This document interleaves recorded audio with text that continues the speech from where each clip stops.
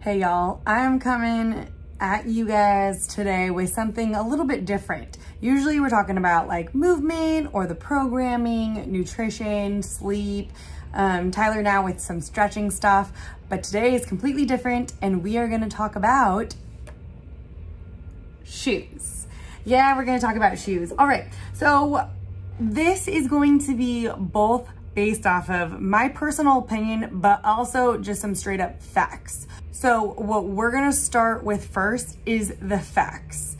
Okay, we are gonna start with what type of shoe is the best shoe to move around in doing functional fitnessing. By the way, if you don't know what functional fitness is, we consider CrossFit a functional fitness or functional movement.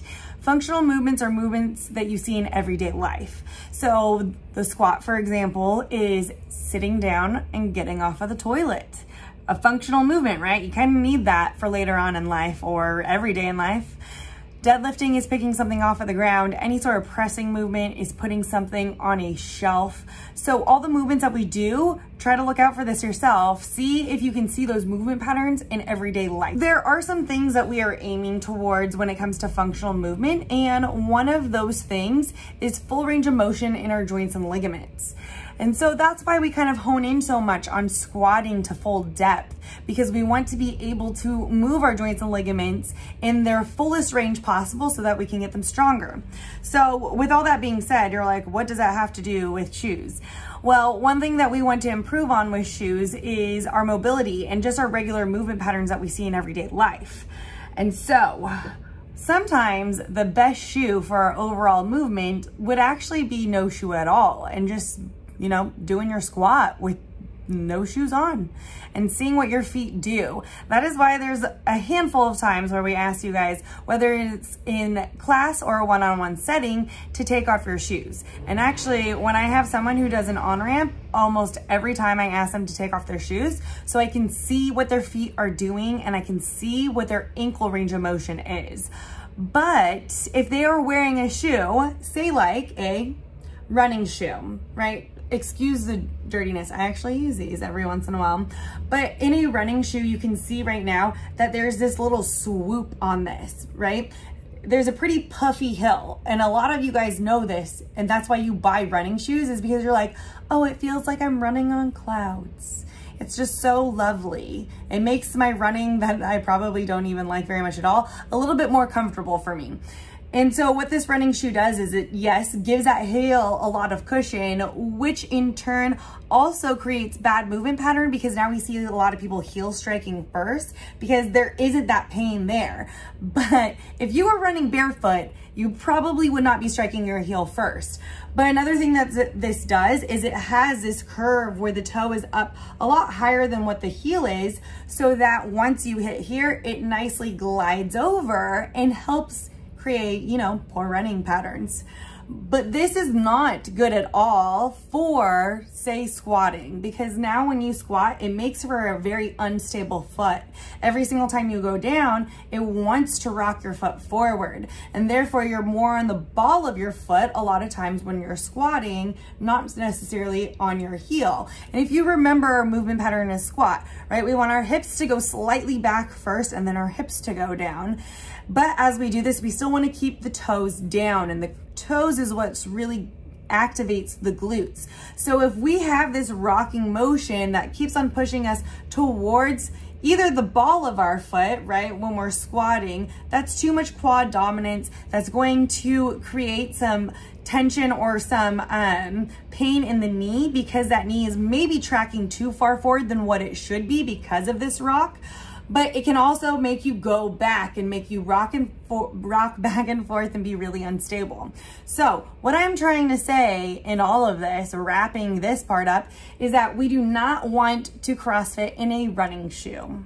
Okay, that means even if it's not an ASICS one, even like your Nike ones, ideally we are not CrossFitting in those, because it's going to create this rocking back and forth, whether it's in a squat, a push press, a deadlift, and we want to create that stability and that full foot just pressing into the ground as much as we possibly can. So this is going to really create some issues in the long run.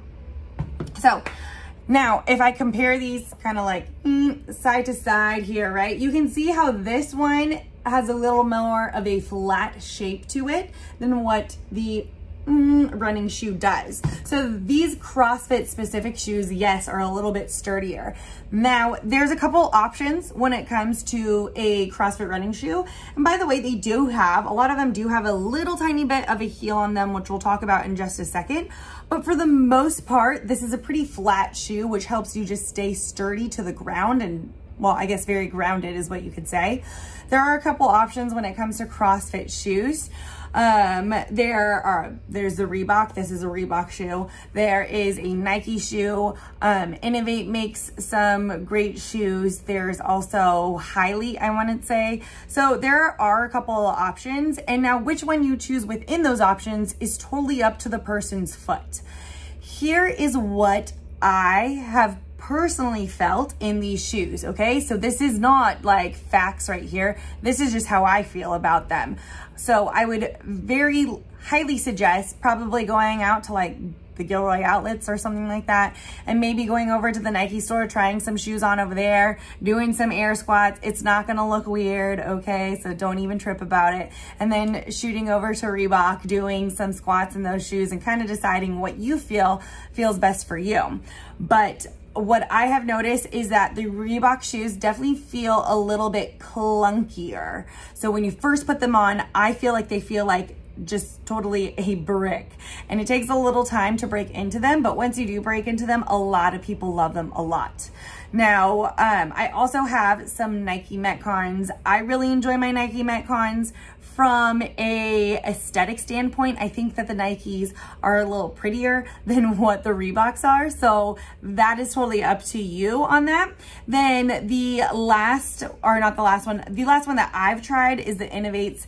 Innovates are what I think really great for people with narrow foot, or narrow feet. I guess you have two of them. Maybe one foot is a little bit more narrow than the other, but those shoes tend to be a little bit more on the narrow side. It gives you a nice good hug. They feel a little bit lighter. So a lot of people who are looking for that light shoe really like the Innovate shoe.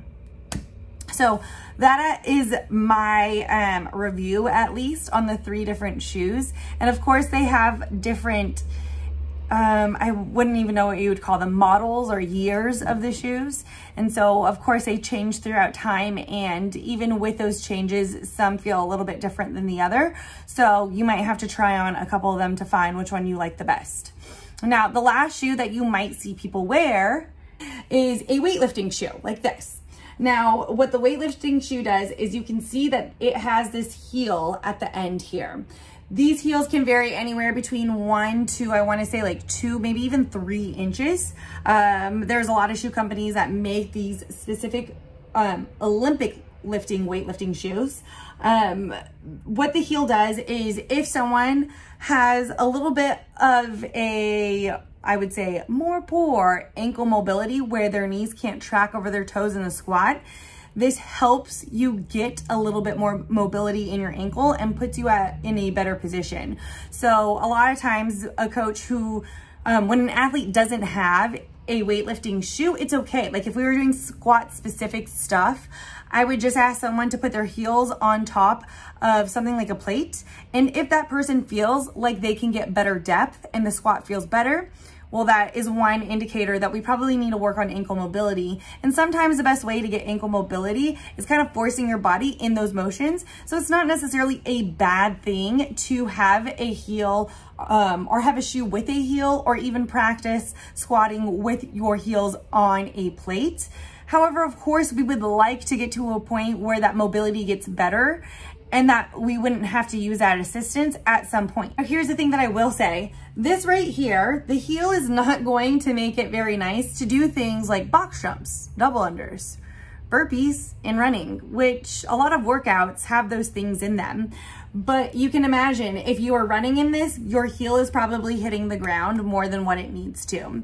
They also aren't, like, they don't feel super nice on. It kind of feels like you're wearing heels a little bit, and they are heavier than what the other shoes are. So if you are doing a Metcon that has a lot of gymnastics influence in it, like toes to bar or chest to bar pull-ups, or muscle ups, those sorts of things, you're gonna feel a little bit heavier with this shoe on. So I would highly advise only wearing these shoes on specific lifting days, whether that's back squats or whether that's Olympic weightlifting. But a nice little side comment here is we also want to make sure that we don't wear these shoes while deadlifting, because quick reminder, deadlifting is mostly a posterior chain movement, meaning we're using mostly our glutes, our back, and our hamstrings. And this weightlifting shoe automatically puts pressure in the front of the foot, which then makes it so that we are using more of our quads during the movement. So we don't want to be on our toes, you know, during a deadlift. We want to be really making sure that we're grounded and that our heel is staying on the ground and we're driving all the way through that, especially in a deadlift. So all that being said, don't deadlift and wear weightlifting shoes if you buy some. So hopefully that helps you out, helps y'all out a little bit. Please let me know if you have any other questions on shoes, and I'm sure that the coaches would love to chat with you guys about what their favorite shoe is.